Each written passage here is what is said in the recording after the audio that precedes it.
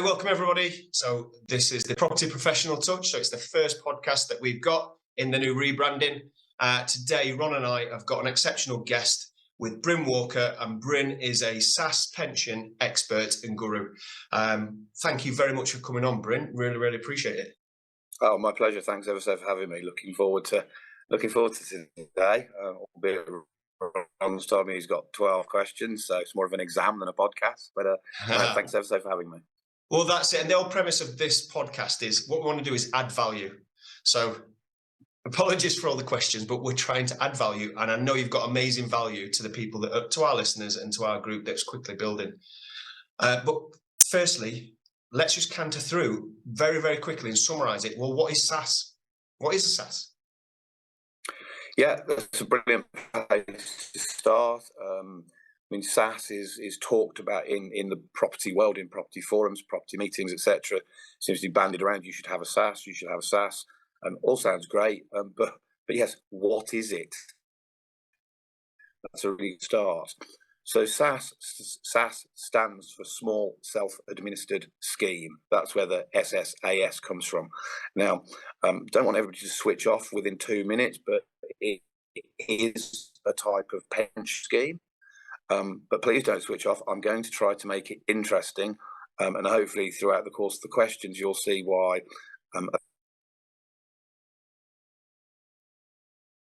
administered scheme.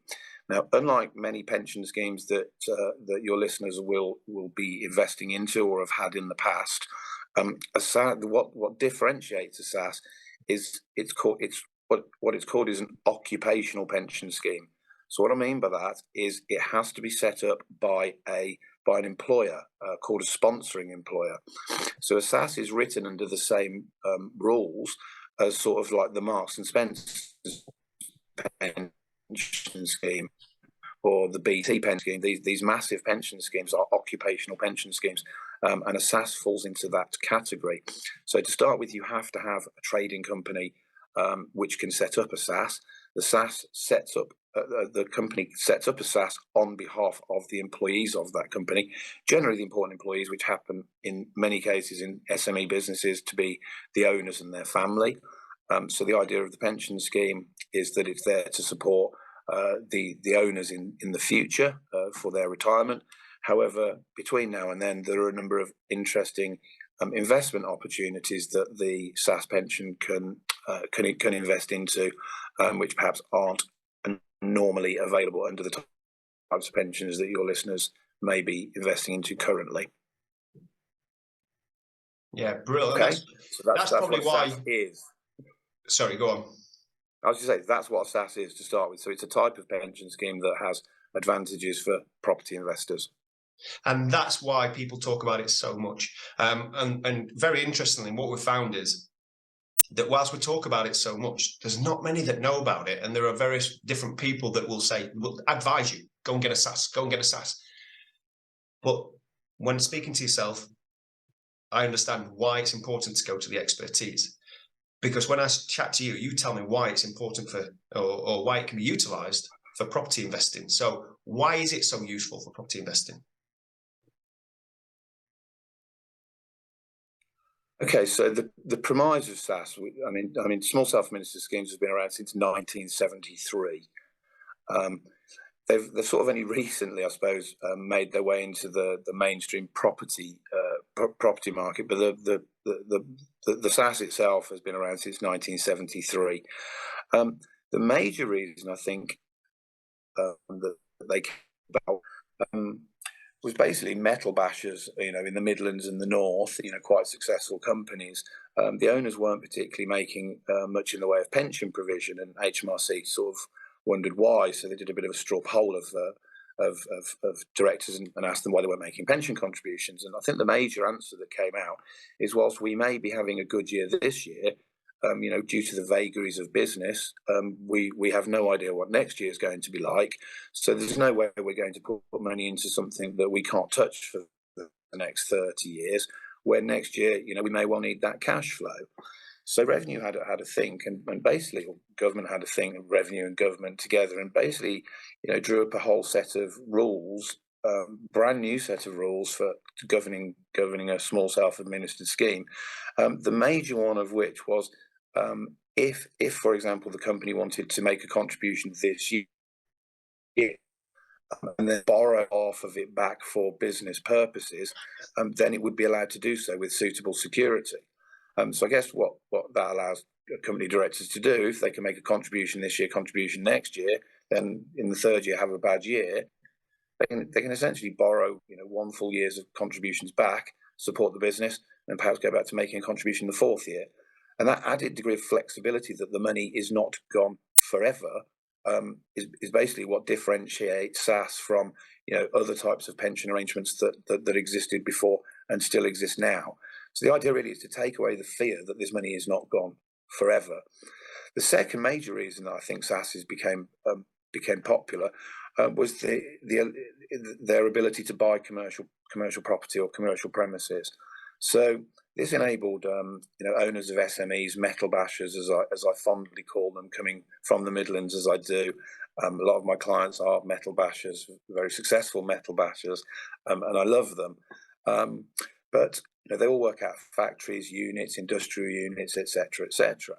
And the idea that the pension scheme could actually buy the premises that the company operates from, it gives a great deal of security of tenure for that business. It means the landlord isn't going to put up the rent, or is not going to give them a notice to move out, etc., etc. So the added security of being able to, using the company pension fund to buy the premises that the company work out of, and then the company pays rent to its own pension scheme, which generally speaking is the pension scheme of the owners, actually becomes a virtuous circle, because of course rent is, you get tax relief on rent, and a pension scheme doesn't pay tax. So as I say, it becomes quite a virtuous circle, and that's really what fueled the growth of SSAS from 1973 probably up until 2016, 2017. And that's why that's been our traditional market ever since. So you're saying the government did something right? I don't believe that. Yeah, I think so. It put some favourable rules in place to help owners of SMEs for remarkably. Which is good. It's good, and it's nice to see that people are getting a bit of security because they know they're not going to get kicked out or rent's not going to go up, but also that they thought about it in such a way that it's actually making it a bit more tax efficient, if they're going to put it that way, because the money's going to be utilised in such a way that's going to make more money for them. So I can totally see why this is beneficial for property investors. Yeah, I mean, I'm quite old. I'm 52. I've done this for like 30 years. So I did sort of go through the 90s and early 2000s when like tax planning or whatever was quite big, or tax schemes, shall we say, were quite big. Revenue's done very well to shut all of these schemes which they think are nefarious down. But they have left pensions well alone. So pensions are one of the most tax efficient investments that a company can make. What I mean by that is that any contribution a company makes is fully relievable against corporation tax. And as I've just said, that money's not gone for good. It can be used immediately to purchase premises off the company, which does mean, yes, you can put money into a pension scheme, can claim corporation tax, and then have the money straight back if you're lucky enough to own the premises already. So that's a huge advantage, a huge tax advantage that pensioners have. And similarly, any contributions a member makes is fully relievable at the highest rate of income tax that they pay. So there are some huge tax advantages to SSAS pensions, or to any pension. It's just SSAS has quite a lot of flexibility in terms of the investment, which is one of the reasons that I perhaps favour it. No, that's great. It's really good, and I'm really keen on promoting more SSAS products out there, especially through yourself. Ron. Oh, that's brilliant. I mean, I haven't yet finished with the advantages, of course. One of the things that you need to understand about a pension scheme, pension schemes trust, a SSAS is no different. So to set up a SSAS, you would get a company such as ourselves to draft you a trust deed, and then a set of rules to govern how the trust, or in this case the pension scheme, operates. So I mean, a huge commercial advantage to money that's been put aside in trust is that if anything unfortunate should happen to the company, such as insolvency, any money in a trust is ring-fenced from creditors. contribution hasn't been made in the knowledge that they were going to go insolvent. So what I'm saying is, a person or a company can save up to currently the lifetime allowance. So the maximum amount you're allowed to save into a pension is £1,073,000.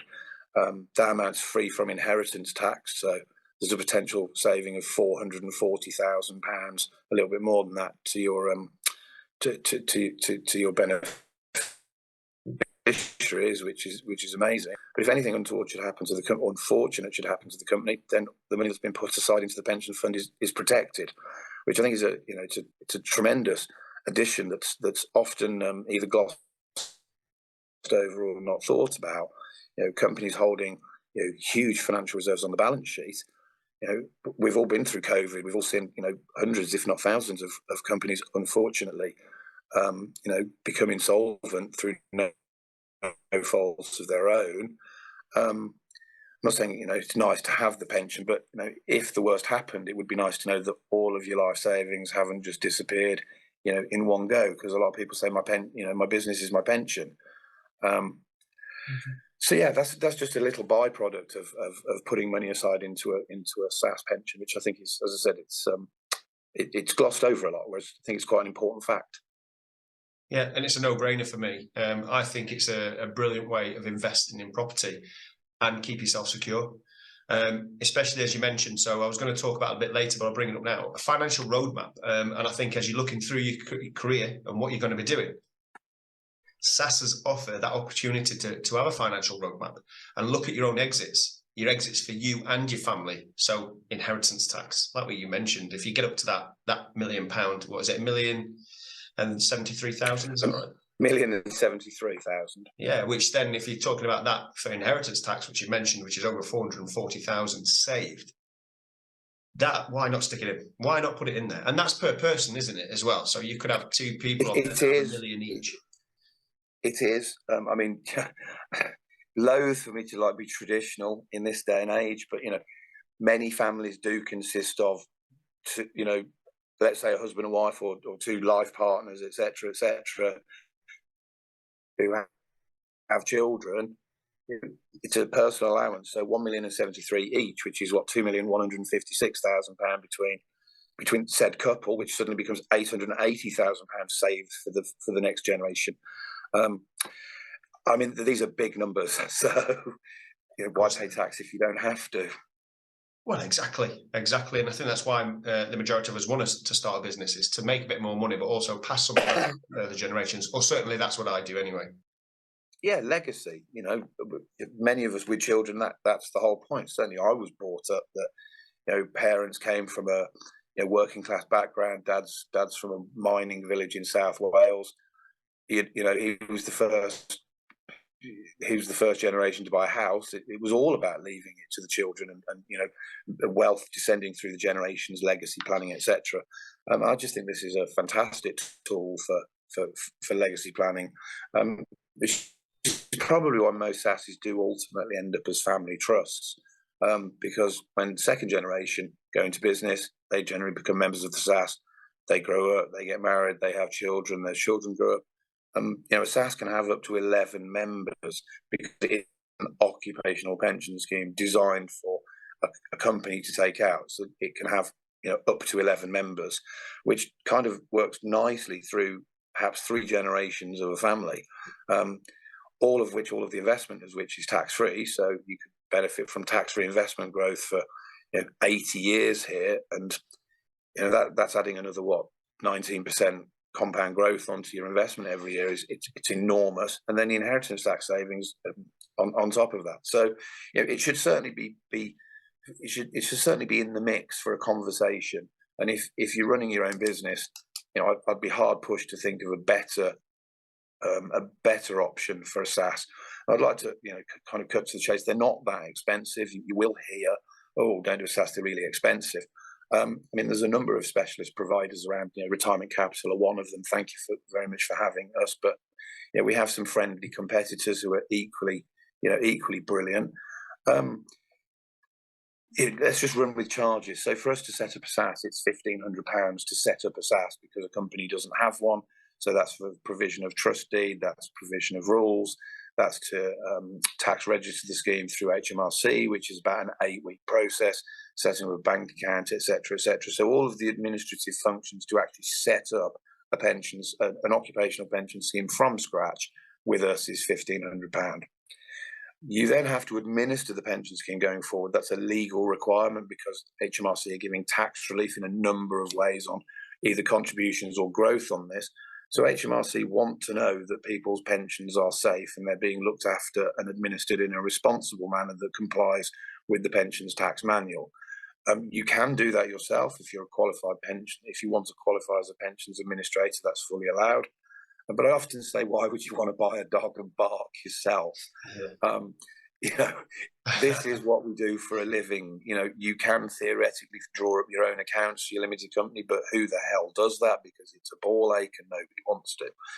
Similarly, why would you want to administer your own pension scheme? Get on with doing the day job and making all the money, which allows you to make large pension contributions, and leave us to do the administrative function. Now, we're all old and, our memories are all going, so our annual fee is exactly the same as our setup fee so that we don't have to remember too many numbers. So it's 15, sorry, so as you know me, mate, I'm a Brummie and I'm quite blunt. So it's £1,500 a year to run the scheme as well, which, I don't think is particularly excessive when you consider, the kind of investment numbers that you can save up in one of these things. Yeah, that's interesting, Bryn, because I looked into a SAS probably 6 or 7 months ago, and I was quoted over £5,000 to set a SAS up, and that didn't include the admin fee at the end. Now they said there was some training that I would have to do as an individual, but I didn't know how true that was either. To be fair, look, different providers are entitled to charge whatever they want. It's a competitive marketplace, and different fees exist, and I suppose different levels of expertise exist out there. I can only tell you what I know what we charge, and I know what some of our friendly competition charge, and we're all around about the same. We're just around about the 1,500 and 1,500. A couple of variances here and there, but we're not talking thousands of variants. We're talking a couple of hundred, and maybe one company will chuck in a service that's part of, and one will charge extra for that. But the friendly competition that I talk about, we're all around about the same. Right. 5,000 sounds a lot, but I don't know what you're getting for that. I don't know, but it certainly makes sense to talk to more than one, scheme administrator, and I mean talk to a scheme administrator directly. We're not that hard to find anymore. In the olden days, trying to find a SAS pension administrator was like trying to find rock in horse poo. We didn't advertise anywhere. We never came out of the office. Lived in ivory towers, etc., etc. With the age of the Zoom and Teams and the growth of social media, we're a lot more visible now. So take about half an hour, you'd find 3 or 4 actual direct pension scheme administrators, have a chat. We should all be open with our costs or charges, because otherwise you don't know what you're getting, do you? So would there be a minimum amount of funds required, would you say, before someone's thinking of setting up a SAS? It's a hugely interesting question. I get asked a lot when I do a live talk, because I do support a number of property and SAS events around the country where, bless, they're kind enough to give me a microphone and let me put some slides up. They're crazy people that they are. Have to be talking about pensions for half an hour. I don't know how anybody gets an audience, but people come. So thank you very much. I'm asked it a lot. So pompous pensions people, as I call them, so the pompous pensions people from the past who lived in ivory towers and still do, quote you all sorts of stupid numbers because they want SAS to be this kind of, mystical type of product that's only ever talked about in dark corridors or whatever. What I'll say is, right, it's £1,500 to set up. Now, everything has a setup fee. I'm more concerned about the annual fee of, let's say, £1,500. So the way I look at it is likening it to an old pension that you might have. So, with one of the pension companies, the huge one, Scottish Widows or Fidelity or Standard Life or somebody like that, they'll have an annual fee to invest your money for you. And it'll be somewhere between like 0.5% and 1.7%. And it'll be quoted depending on what funds you've invested in. And that's the only cost that you'll see of running that pension scheme. And you wouldn't actually pay it directly. It'll be deducted out of the growth in the fund. And it's almost taken like 1/365th a day, so you never really notice it. A SSAS, we don't charge you for how much money you've got in it. So we will charge the same for a £20,000 SSAS as a £300,000 SSAS. And the reason for doing that is we don't think that we should charge you based on your success. I think that's totally wrong. It's horribly the wrong thing to do. So a SSAS with us is a fixed fee product. And I've just said £1,500 a year is our fixed fee. Now, if you had £100,000, that means we're charging you 1.5% a year to run it in the kind of old pension scheme model. If you've got £200,000 in it, we're suddenly charging you 0.75. And, if you've got £1 million in it, we're charging you 0.15 a year to run the scheme. So obviously with that, the more funds you've got in, the better. But you want to look at the opposite end of the scale. So just simple maths, a £50,000 fund, you are paying us 3% a year of that to run your SSAS, which sounds a lot. Yeah. My question to you is, what could you do with that £50,000 that you can't do in the pension where it is? And if you can invest that £50,000 to make yourself 12 and pay us 3, you're still making 9%. And if you're happy with 9% as a net return, then you can have a SSAS. We're not going to say you can't have one. Yeah. So the smallest I've ever started a SSAS for is 0, absolutely 0. But they did have a plan, and that was before the end of the company's financial year. They were going to make a significant contribution to avoid paying some corporation tax. So they were kind of talking about 80,000, maybe 120,000 across a number of directors. Yeah. So I started it with 0 because it was more important to them to have it set up and not miss a deadline than worry about 3 or 4 months of them not having any money in it and yet paying us. So the answer is, if it works for you, we'll have a chat. We're not going to stand in your way. Yeah. This weirdly does bring me on to something that Gaz and I were talking about off air, which is SSAS Lite. So we have recognised that there's a massive market of people that want a SSAS because they can see all the advantages of it, but aren't yet in a position for it to buy a commercial property, and they almost need to save up. So what we are launching in the new tax year is, well, to us it's brand new. It's called SSAS Lite. So it will be a small self-administered scheme, but it will be priced at £499 setup and £499 a year to run. So it's a third of the price of the proper SSAS, but it will have restricted things that you can do with it. And the idea is that it's a feeder. You use it to save up £100,000 either from contributing old pensions across into it, and or making personal and company contributions. So there is investment platform flexibility within it. So you can do more or less all of the things that you could do with the pension you've got, but you've already got a SSAS. It's tax registered with HMRC. So what we're trying to do, I suppose, is bring this to a wider marketplace that go, well, I can't afford that, or I haven't got the funds to justify it. So, we've got to move with the times, and SSAS is becoming talked about in a much wider, sort of circle of people than it ever has been in the past. Yeah. And, we want to be creative. We want to move with the times. So, we are launching SSAS. This is Retirement Capital launching SSAS Lite on the 6th of April. So you guys have heard it first here, because that's the first time I've actually said that publicly. That's amazing.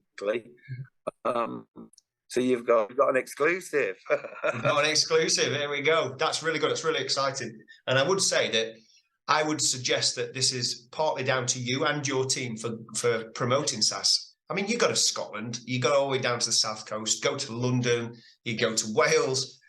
So, yeah, this is exciting times, I think. Really exciting times. Thank you. Thank Really you. good. Yeah, I do a fair amount of travelling. Well, you do, and I'm buzzing for Coming you to to see get you this guys across in the line. Lincoln a week from. I'm coming to Lincoln a week Friday. Thank you for inviting me. I'm really looking forward to that. Hey, look, I get to see the UK, and it's a beautiful, beautiful country that I'm having the opportunity to drive around and catch a few trains and have a look at some the beautiful country that we live in. So, I'm okay with the travelling. Yeah, it's good. It's good, and I love networking, and especially going to networks where you're there, because there's so much value to be added. And each time I listen, there's always something that's new, always something that's there that I've not heard before, or sometimes even the stories that you have told me before of the successes. And there's a few that you mentioned about CMOs, which me and Ron are passionate about. They're fantastic. I don't know if you could run through a very quick one just to show people what they could get. So a CMO. So yes, I like the phrase. I like the moniker CMO. Basically, it's a copy of an HMO. So a CMO is a commercial multiple occupancy, and the idea, I suppose, again, it's a copy from the residential model. Is it's taking one commercial property and having multiple tenants in that commercial property. In the same way as an HMO, one house, 5 people, the rent's a lot bigger. So I'm going to talk about my friend here, Stephen Gallagher, who runs the South Scotland route, because his is the live example that I think summarises CMO brilliantly. But also, it's the entry level that I think is really, really exciting, because people think about commercial property and they think of these massive office buildings in whatever city that you're living in, costing millions and millions of pounds, and the high streets in Birmingham and Nottingham and Manchester, and those shops probably retail at 25 million or something absolutely insane, and it can put people off commercial when we talk about commercial all the time. So what I like about Stephen's live example is the entry level is really low. So enough about that. Let me crack on with CMO. Stephen Gallagher has given me perfect permission to talk about this. If you want to know more, please ask him. He runs the South Scotland Facebook group. So Stephen bought a freehold shop up in Scotland where he lives for £35,000, and he bought it in his SAS because it's commercial property. His SAS spent £40,000 doing it up because it's allowed to do that, because it's improving its own. It's the pension scheme's own asset. So after a £75,000 spend, Stephen had it valued by a RIC surveyor. Lots of different values, as RIC surveyors do, but they said it was worth £7,500 rent. So Stephen rented it from his SAS to his propco for £7,500. His propco then went and found 4 individual Turkish barbers to rent a quarter of the shop each for £100 a week each. So propco now has £20,000 coming into it, and it pays £7,500 a year rent to the SAS. So the SAS is perfectly happy because it's making 10%, and propco is making £12,500 as a limited company. So it's got corporation tax to pay, maybe £2,000 of that. But there's a £10,000 profit there that could be spent now, no matter what age you are, that's been generated because you had a pension, but because you've legally done a rent to rent with yourself, because you own all of the bits and bobs, also using this to make money now outside your SAS. Now, it doesn't take a genius to work out. It doesn't take many of those before the day job starts to become something that you can consider. Yeah. I don't want to say give up, but reduce your hours, or how many more shops could I buy before I give it up completely, etc., etc. Now, for the purposes of this podcast, I'm only going to go on and say that shop came with an upstairs and an attic that Stephen's now gone and got planning permission on to turn into serviced offices. So this story is going to get better and better. The income is going to grow and grow, and the return on investment is going to just become insane. But it's all been done very safely, very securely, very legally. And this is the type of opportunity that commercial, which I know you guys talk about a lot, can generate. And the reason I like working with property people is, you guys are really entrepreneurial. You guys think outside the box. and you make us work for a bit. After 30 years of doing this, the regurgitation could get a little bit dull, but it's something different every day with you guys, because you've always got some crazy ideas. I mean, one of my clients, she wouldn't mind me mentioning who she is, but maybe another time, has bought a telephone box with her SAS. And we did have a conversation about whether it was allowable. We looked through the legislation, we looked through the pensions tax manual. It doesn't seem to qualify as a dwelling, which sort of upsets the legislation, upsets HMRC. So yes, so she's bought a telephone kiosk in her SAS, which I'm sure there'll be a case study on that announced. So I'm not going to steal that thunder, but absolutely fascinating. So you property people are just you're brilliant, you're great. You're saying it kindly. I'm sure you can get something through like, oh my God, you want to do what? What they're going to do with this one? Oh God, I've got my work cut out now to try and work out how to get this across the line. But it's good. I'm sure there's a few swear words that you have first, and then say, "Yeah, this is good." Well, it puts us to work. Gets the grey matter going, which at our age is good. We need the grey matter, swirled up once in a while. Yeah, and I love that story about the CMO. The reason I love it is because I don't think you mentioned then, you might have done, but the asset is increasing in value as well. So not only bought it and holding it within the SAS pension, that's growing every time he's developing it, and it's also bringing more money in. So when he does the attic and when he does the second floor, it's going to increase exponentially as well, because it's just what it is. It's good. I love that you can utilise SSAS in such a way. Me too. Can I just ask you? You rightly said a lot of people first hear about SAS when they start getting into property, or they start doing some property training, and the property trainers they mention a SAS, but that's about all they do. So it's great for this one thing, another, blah blah blah. And if you have a pension scheme, you can transfer your own pension scheme into a SAS.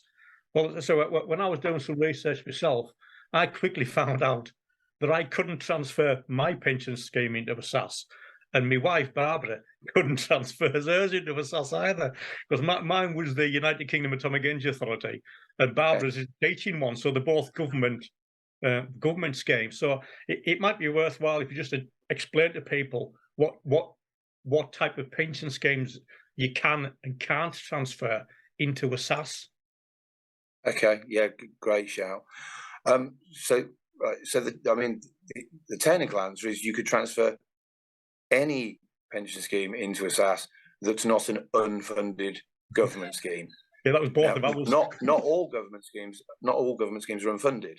Yeah. The local government scheme, for example, is funded. The university superannuation scheme is funded, but the teacher scheme is unfunded. That's right.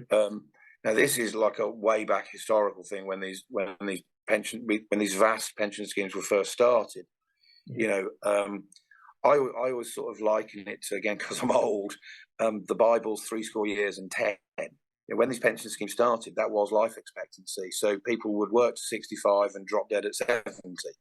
So in their wisdom, when these schemes were set up, they always thought there'd be more members than there were retired people that they'd have to pay as a pension, because that was life expectancy. So obviously with life expectancy and health and fitness increasing, I think life expectancy at birth now for a lady is 87, and for a guy is 84, and that's at birth. So if you're at 65, you haven't yet died, your life expectancy is way longer than 87 and 84. And these schemes were never really set up with the idea that they would be paying out pensions for 30 years. So they're in a complete quandary now. They're all scrabbling to try and find ways of coping with this. I mean, the NHS scheme, I think, is on its third revamp in the last 20 years, because they can't afford to keep going on the generous benefits that were paid. But yeah, if you're in an unfunded government scheme, which I know Gaz is as well, being in the military, there is no pot to transfer into a SAS, and government couldn't afford like half of the NHS to go, actually, I want to do SAS pensions now, and just take the pension money. They could. Where does the money come from to pay it? It doesn't. So they have sort of look. No, if you've got an unfunded government pension scheme, it doesn't matter whether it's right or wrong. It's simply a no. And I would say, most of the government pension schemes, all of the government pension schemes, do provide very valuable benefits for millions of people. It's a guaranteed pension from retirement to the date you die. It's index linked. Your husband, wife gets half of it if the pension person in receipt of the pension predeceases them. There's some massively valuable benefits to this, and people shouldn't really worry about it. It's really only in the world of property where people are like, actually, I think I could do better. To millions and millions of people, they're massively beneficial schemes, which we should be rightly kind of proud of the pension provision. In the UK, I think we're the highest country in Europe of pension provision. I mean, somebody will criticise me and say Denmark's a lot higher and blah blah. But in terms of major countries, I think we're the best pension provision in Europe, albeit we're not in Europe anymore. I think I read a figure a couple of weeks ago that £90 billion of new money goes into pension funds in the UK every year. 90 billion. I mean, that's a vast number, and it's sort of testament to the success of workplace pensions, which came around, I think, in 2012, which essentially means you're going to be in a pension scheme with your employer unless you opt out, and if you opt out, they still invite you back every year. And I think it's 78-79% of the workforce now is in a pension scheme, which is great. And when those people want to get into property later in life, perhaps, that there should be a chunk of money that could give them a kickstart. Could, if that was the right thing for them to do. And of course, that's them making their own decisions. Now, I would like to say, whilst I'm live and on a podcast, on podcast, pension transfers full stop into SSAS have got a lot more difficult over the past 7 or 8 months. Excuse me. The reason because of that is when the Pensions Act 2021 got royal assent last year, there were some measures put in to try and stem the tide of pension scams, which is a scourge on the UK. I think there's about 4.7 billion of pension scams that are currently been reported, which is disgusting. I mean, that's taking somebody's life savings away from them at the worst possible time, and it's horrific. So, in order to try and stem the tide of that, there was some extra conditions put in to the Act that what's called the seeding scheme. So that's the pensions company where it is now. So the seeding scheme are allowed to ask you to prove before you're allowed to transfer that pension. And the main points that they're allowed to ask for is they're allowed to request 3 consecutive pay slips showing a minimum of £533 a month from the sponsoring employer that set up the SSAS to prove that you actually are employed by, because this is an occupational pension scheme. So to prove you are employed by the sponsoring employer, they want to see pay slips. Because we've all got printers at home and we can fuddle about on Word, they also want to see bank statements to prove that that money was actually paid in to somebody's bank account. They also want to see evidence that the sponsoring employer has made 3 monthly contributions into the SSAS of a minimum of £100, again, to prove that this is a legitimate pension scheme, that it is there for future retirement benefit, that the company's doing the right thing, that it's basically not a fraud or a front or a scam. This is what they're trying to prove. And finally, they may actually ask you to go and have a meeting and get a reference number from the Money Advice Service, where you have to tell them that you're going to transfer your pension into a small self-administered scheme, and they'll ask you what your plan is to do with it. Because what they're worried about is some nefarious, dodgy, non-regulated sales bloke is gonna like scam you by saying, I've got a fantastic hotel investment and it's going to get you 25% a year. And it's so chilly, but don't worry, that's OECD says that Chile's going to have the most tourism ever in the whole world for the next 25 years. It's just all bullshit, but they're very plausible, scams are, which is why people fall for them. I mean, they're very plausible. So, you know, they want to see, money advice service are going to talk to you. Now, if you go, I'm a property investor and I want to buy commercial property, you're not going to scam yourself. So that's legit. But, you know, these people did wreck or half wreck the UK SIP market. SIP is a self-invested personal pension by doing scammy investments. So, you know, I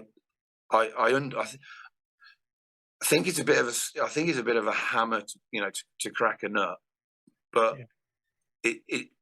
anything that can reduce the pension scams has to be good. So, and to be fair, the requirements are not that onerous. You need a sponsoring employer. Theoretically, that should be paying you. You know, we've all got a £12,000 personal allowance, and I'm not an account. It's £12,500. So, you know, I mean, I know I pay myself £1,000 a month just because that takes up the personal allowance. Whatever I do beyond that, you know, entirely up to me and my accountant. But I don't think they're asking anything too onerous. But it's a massive sea change from 18 months ago, which was you just needed to tick a box and say you wanted to transfer your pension, and that was, you know, all done. So just people be mindful of that. It's hurdles to jump over, and it takes a bit longer. So a SSAS isn't the answer to I've seen a commercial property and I want to buy it next month. That's not going to happen. Yeah. You've got to plan ahead for this and go realistically, you know, 6 months time, you know, my old pension funds should be available. And let's not, you know, muck about. Some of the old pension funds are, you know, enormous. I totally understand why, you know, sensible people who are property professionals would want that 200, 300, 400, 500,000 pound that was in their old company scheme. Why they think they should be, you know, could do something more sensible with that. I mean, you know, 500,000 pound with a bit of borrowing. Let's not forget. I mean, SSAS could talk about this forever. A SSAS is allowed to borrow up to 50% of its own value. Okay, because again, HMRC understand that going back right to the beginning, the factory, the industrial premises that the company worked from might be a bit more expensive than is in the pension. So a SSAS is allowed to borrow to make a commercial purchase. So, you know, a £500,000 SSAS fund could buy a £750,000 warehouse. I think you get quite a lot of warehouse for £750,000. So I understand why people want to do this with their pensions. Just be mindful that it'll take longer, and there's a lot more hurdles to overcome. Well, like you said, it was needed. There was a lot of people out there that were trying to fraudulently get money from people, trying to scam them. And quite rightly, they are arseholes, what you said. I think you skirted around swearing earlier, but feel free to just call them what they are. It's not fair. And that's why I'm so pleased to get you at our event next Friday as well. Just to get out there and just start spreading the word. And I know you do it up and down the country, but let's stop these arseholes. We should get out with the placards with just stop the arseholes, stop the SSAS arseholes from taking your money, and go around and just educate. Yeah, I mean, it's common sense, really. But if you invest in yourself in property, you might make a loss, but you're never going to scam yourself. That's, you know, it's first and foremost. You know, my mantra with SSAS is first do no harm. We can worry about making profit later, but first, this is your pension scheme. If it's gone, it's never coming back. You haven't got time. You know, I mean, you know, none of us getting any younger, so you haven't got time. So firstly, do no harm, and then we can worry about, like, you know, the fancy things that you can do. But yeah, most definitely investing in yourself, investing in your own project, you know, buying yourself, you know, SSAS buying a commercial property. These are things that are unlikely to be a scam because you're in control of the whole process, and it's bricks and mortar, which also comes with security. Yes, okay, it could be burned down, but you will have insurance on it, etc., etc. So it's some of this. I can make it sound a bit boring, and I don't mind that because ultimately it's a pension. But I say this to people, you know, approaching retirement, certainly even if they haven't yet got a SSAS, is, you know, get a quote from your existing pension of what you're going to get every year, because it's got to last you for life. Yeah. And generally speaking, they'll get a quote that's about 4% a year. Now, all of us here, know our way around property. I'm not joking. You could buy a warehouse in most parts of the UK with a tenant who signed a 10 to 15-year lease, and it's going to be 9 to 11% a year. Well, that's 2.5 times the amount of income a year that person could generate as a pension. Well, do you want to retire on 20,000, or do you want to retire on 50,000 with the same money? And what's the risk? Well, the risk, I suppose, is a void. But if you've got a decent tenant in your big warehouse, not for me to give advice, we just administer the schemes. But I can certainly see why people talk about this at property meetings and do get a little bit, future driven, as this could be quite a good idea. Hey ho. I can understand sort of people that, as you said, they're not going to scam themselves. But is there a potential for some SSAS funds to be underutilised? So like, say, for example, I had £1 million in my SSAS, maybe one day, but not today. And Gaz had a commercial project that he wanted funding. Can Gaz approach me or pitch to my SSAS to say, look, this is a really good commercial deal. Can your SSAS borrow somebody else money for a commercial deal outside of the company SSAS, if you know what I mean? I don't know if I'm phrasing that question right, but well, it doesn't matter. You've phrased a question, and I'll do my best to hook up the various different threads. So yes, a SSAS can. So to us as administrators, a loan is an investment. Right. That sounds changing property, but to us, a loan is an investment, because a SSAS would loan money out at a prescribed interest rate. So, so that becomes that becomes an investment. And yes, the SSAS is allowed to lend money. As I said, probably right at the start, employer-sponsored loans of up to 50% of the SSAS fund is probably what differentiated SSAS right back in 1973, and made SME business owners take pension planning seriously. So colloquially, that's called loan back. So the property forums, give it an acronym. It's a lot easier. So loan back, SSAS loan back is discussed a lot. Now that is a loan to the sponsoring employer. It's been around since 1973. It's slightly dated technology, in our opinion, but it still does have a place. It has a purpose. Obviously, HMRC, because of the tax reliefs that are available within pensions, have put some, fairly rigorous rules around the company borrowing money off its own pension scheme. There is a requirement for first charge security on an asset of equal value to the loan back and the interest being paid before the loan is granted, which would be common sense. It's your pension. You want to make sure it's secure. The loan can't be on the never. It has to be repaid over a maximum of 5 years in equal regular instalments. So generally, that's done annually.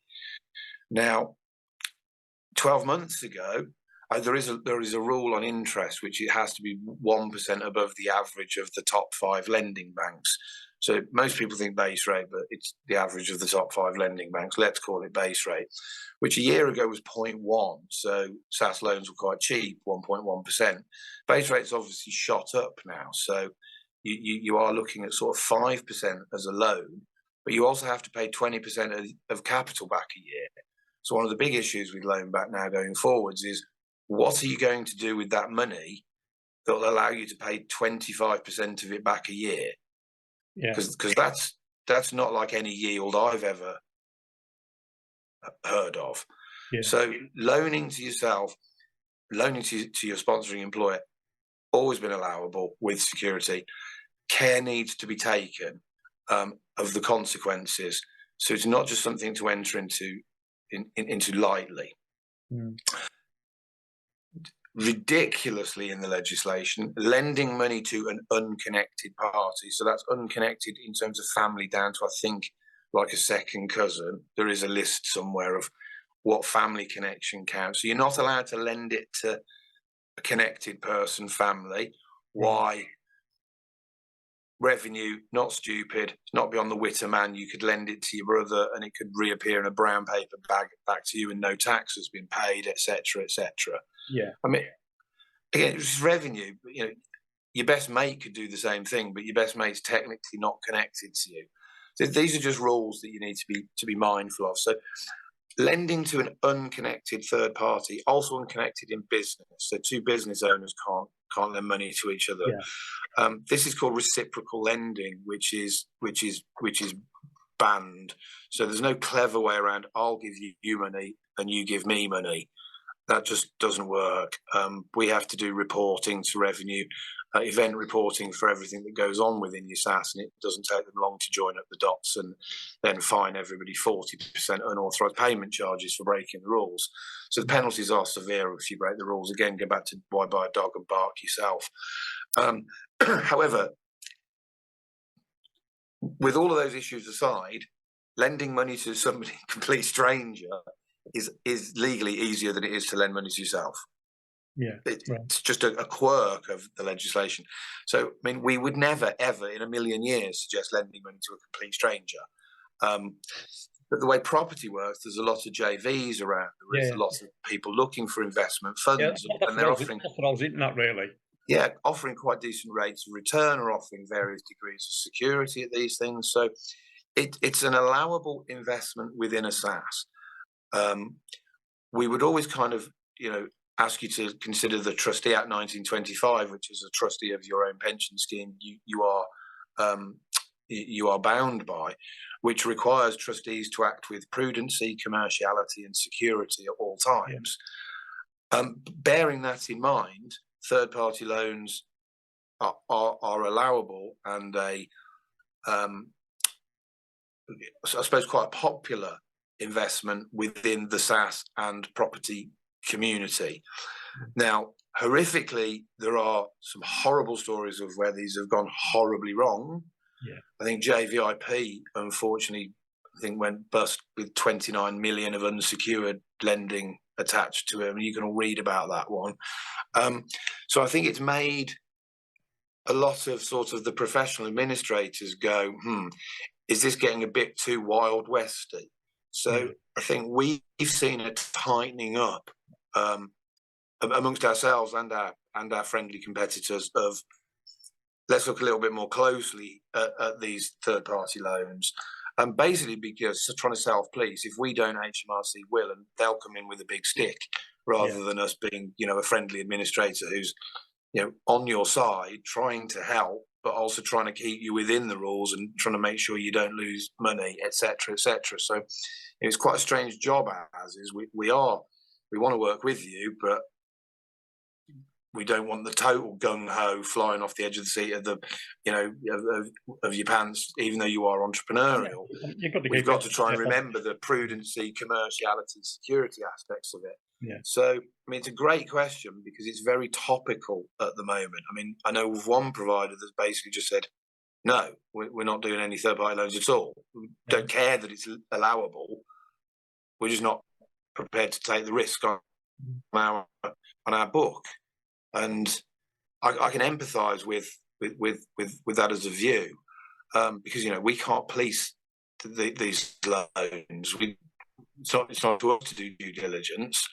So I mean, look, Ron, the answer is yes. It's a tool in the toolbox. Yeah. But like everything, proceed with, caution. Yeah, due diligence. Due diligence should be like at least a day's due diligence, not 10 minutes off the back of a fag packet. And I think that shocks people.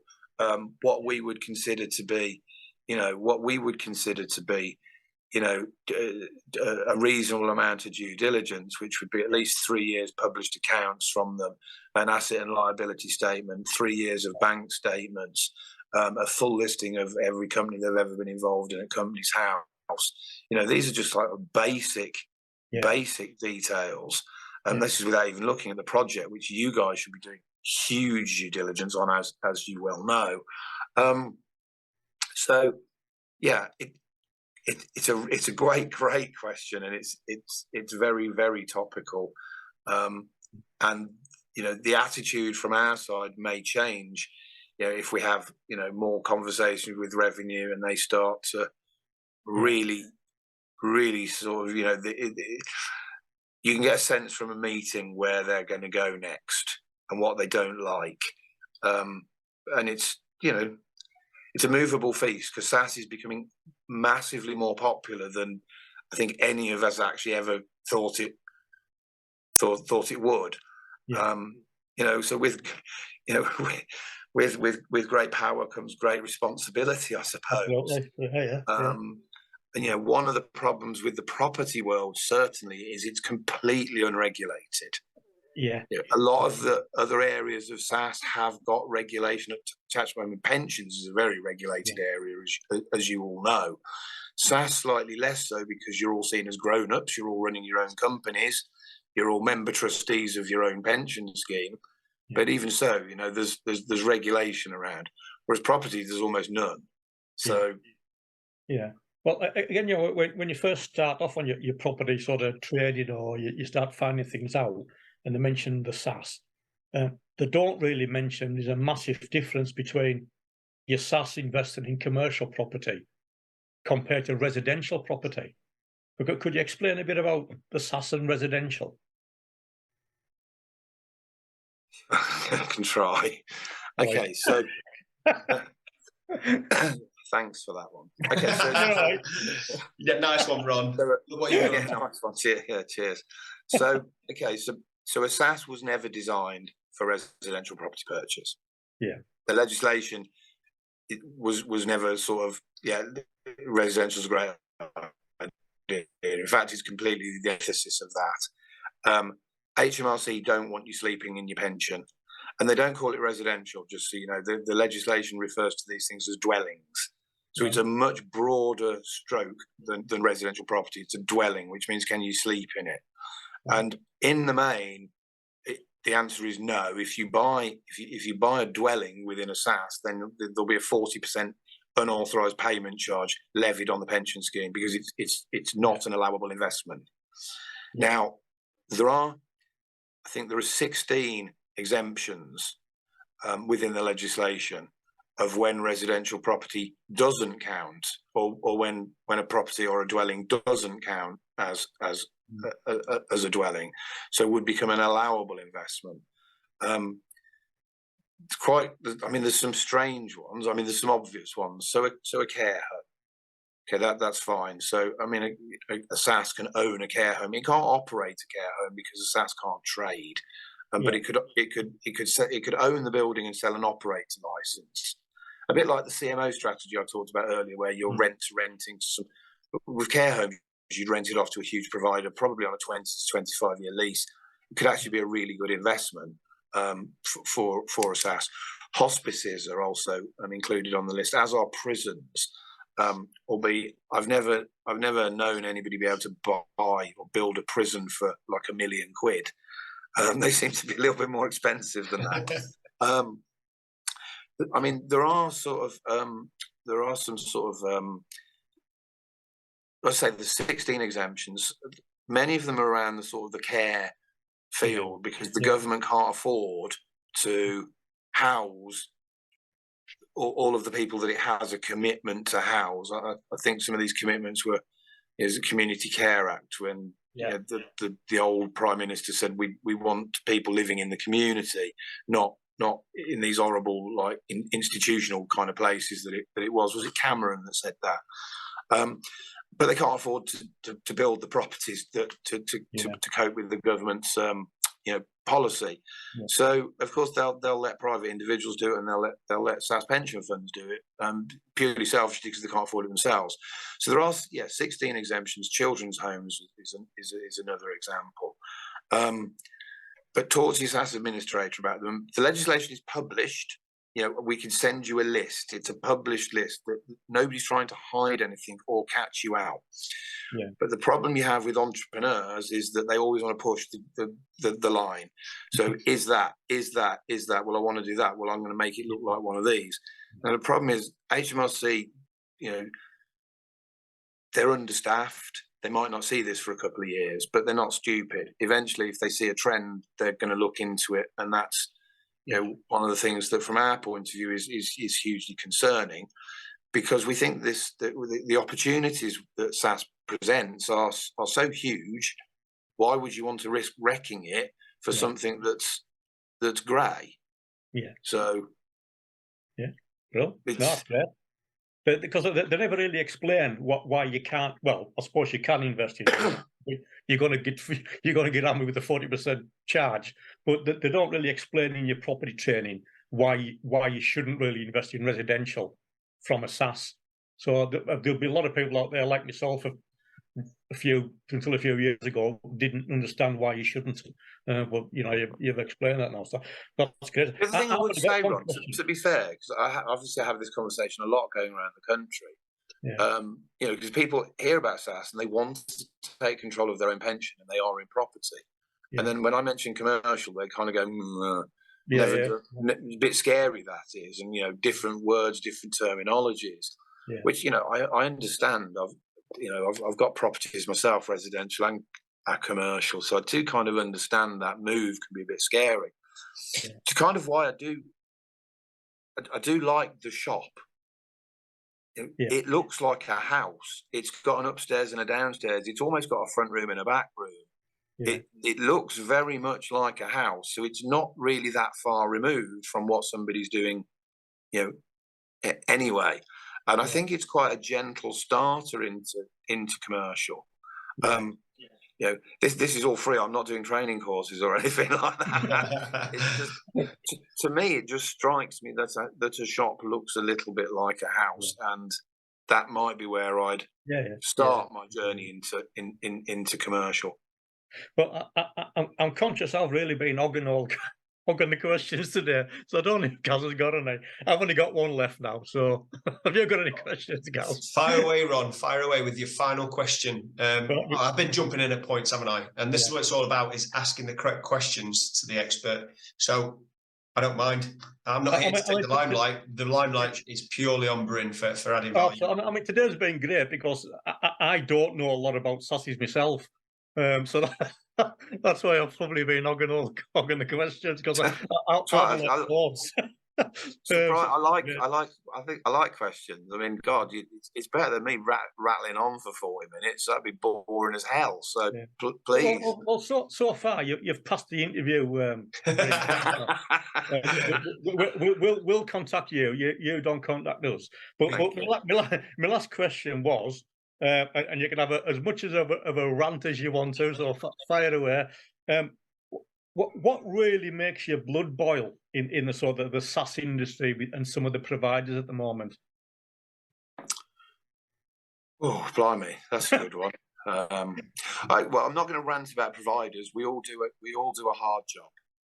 We all do a hard job.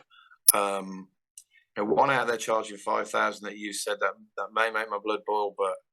Yeah, I'll have a rant about that. Do your own research on providers. I'm trying to not get my blood boiling anymore. I can see your colour changing. Yeah, I'm going to. I promised I'm going to be calm Bryn this year, and I'm not going to have rants every week on Facebook about what's pissing me off in our world. So I'm really trying hard.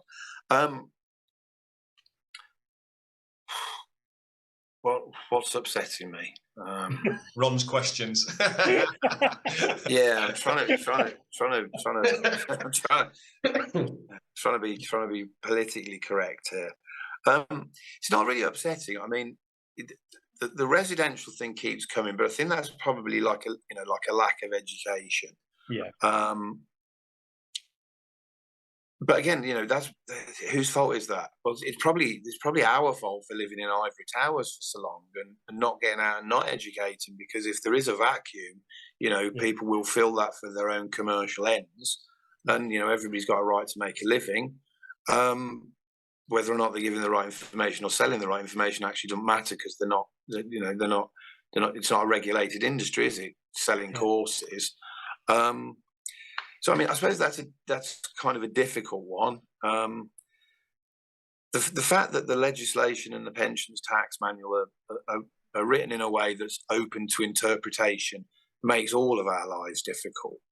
We talked about that to other providers, because very clearly there are numerous parts of the legislation that can be interpreted in at least two, if not more, ways. And the lack of clarity, where I know it's all these companies are our own, so I'm entitled to make my decisions, and then other providers are entitled to interpret it in their way and make their decisions and run their business according to the decision or the advice that they've taken. But I mean, it is ridiculous, because 2 or 3 different SSAS firms have got advice off 2 or 3 different barristers on the same topic, and we've had 2 or 3 different answers, because they're interpreting the legislation differently themselves. And the distinct lack of clarity. When you write to revenue for clearance, they come back and go, well, you're right both ways. Yeah. Because, I mean, terrible to say, they're waiting for you to make a mistake, and then they come in and it's 40% unauthorised payment charge for the for the scheme, and it's a 15% scheme sanction charge on us for getting the administration of it wrong. So it's it's a 55% tax charge that we can be looking down the barrel of. It's just, I suppose it's the unclear nature of the legislation and the pensions tax manual. I mean, ridiculously, HMRC in a recent tribunal case argued that their own tax manual was wrong. So I think the defendants argued that they'd followed the pensions tax manual to the letter, and HMRC's barristers argued that the pensions tax manual was an internal guidance manual and it was wrong and shouldn't be relied upon. Well, legally, that's another thing. Legally, that's another thing a lot of people don't know. Guidance is only and HMRC was. Yeah. So the lack of certainty around certain kind of quite critical areas of SSAS. I mean, particularly about what asset can be taken as first charge security for a sponsored employer loan is probably a really big one. There's huge differences of opinion on that, which causes consternation for member trustees, because if you're getting different is it advised, different opinions, different answers, perhaps different answers from different providers, well, who's right? And this comes up a lot, and I'll happily say we don't know if we're right, because there's never been a tribunal case. There hasn't yet been a case taken to tribunal, so we don't know. And the lack of certainty, I think, is probably my biggest bugbear. I'd love them to make changes to that. Will they? No. Because they're not going to rewrite government aren't going to rewrite the legislation, because they don't care about a couple of SSAS administrators not quite sure. That's on us. They're never going to rewrite that legislation. So I suppose we're just waiting at some stage for a tribunal is going to be the only way we get some answers, and that could be years off. So I think uncertainty around your pension fund is probably the worst thing, because it's your pension, and we'd like to provide certainty where we can. Brilliant. Well, like I say, I found that really helpful today. I bet you have. I'm glad. I don't know what anybody else will watch it, but I'm glad I've only managed to rant about HMRC there. So I've done well. I've got the after that. It's just so Ron's happy. He's off to get his 40 to 60,000 Dales now. It's him done for the year. He knows about SSAS pensions. Yeah, I'm good. Fantastic. So the reason I'm sort of running around, and you can see me moving now, is the 4 kids are just about to turn up, and all hell will break loose. So let's wrap it up here then. We've timed that perfectly. So I'll wrap it up here just to say a massive thank you from me for coming on, Bryn, and I know it echoes throughout Goldman Keystone. We really, really appreciate it. This is adding value. So to summarise very quickly, what we talked about is obviously we talked about SSAS pension. Pleasure. Thanks ever so for having me. I've really, really. No worries.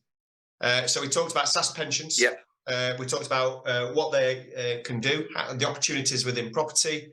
We talked a bit about the legislation and regulations that sometimes are there, aren't there, and they can be a burden. We talked about the cost. So the cost, which sometimes we don't know about.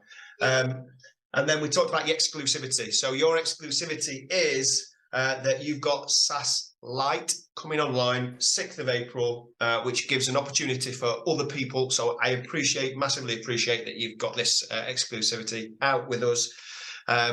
We'll make sure that we promote that for you. If you're happy for us to put it on our socials to say this is what we've got, we'll get that done.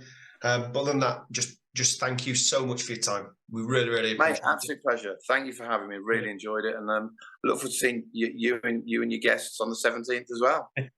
I'll bring some more questions, Bryn. Some more all the same. So thank you everyone for listening. If you've enjoyed this, please give it a like, share and a follow. What we'll do is we're aiming to add value every week by bringing on people like Bryn, who are experts within their field, that are just going to add value to you along your journey within property. So thank you very much for listening, and speak to you all soon. Cheers, guys. Yeah, thanks, Bryn. Cheers, guys.